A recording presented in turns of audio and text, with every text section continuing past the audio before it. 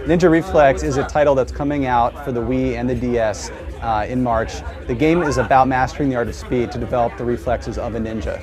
We take things from real martial arts, translate them into gameplay, and make it a competitive environment where up to 4 people can compete for ninja supremacy. So the game is structured around 6 core games. An easy analogy would be Wii Sports meets martial arts. Wii Sports has 5 sports games. We have 6 martial arts games.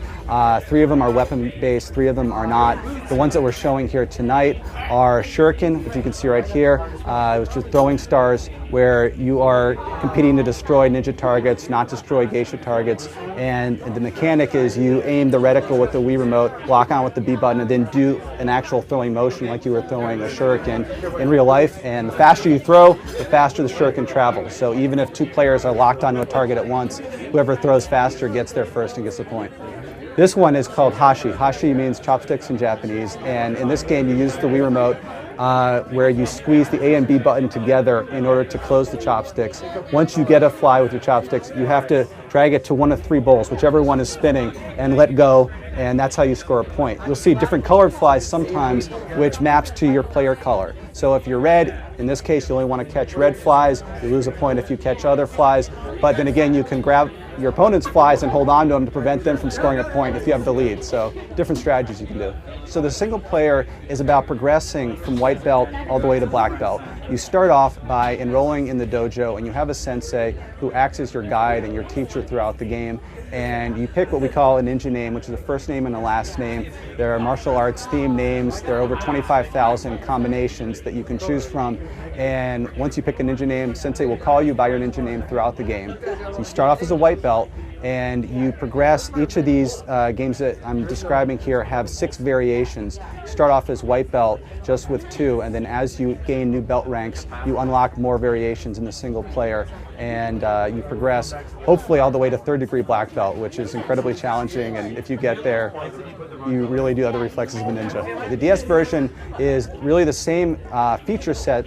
However, the mechanic is very different because you're dealing with the stylus. But it works very well because it's, this is a gesture-based game. And so, for example, in Shuriken with the throwing stars, you tap on the screen to lock onto a target, and then you flick from low to high on the screen in order to do the throw. The faster you flick, the faster the Shuriken travels. Hashi, the chopstick game, you click on the screen in order to close your chopsticks, and then hold down and drag in order to drag it to the bowl, let go to open your chopsticks, etc.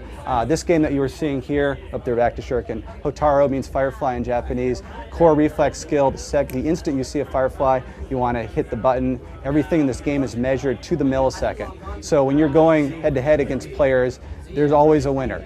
Okay? You might even have the same score, but it will even measure down and compare to the millisecond your reaction times to determine who's really the fastest. Nunchuck Games is the co-publisher of this game with Electronic Arts. The concept of the title was my concept, and I've always wanted to make a martial arts game, and when the Wii was announced, I felt like the timing was right, because the ability to do things that you actually do in martial arts, like swinging a nunchuck or throwing shuriken or wielding a katana, could actually be translated into gameplay.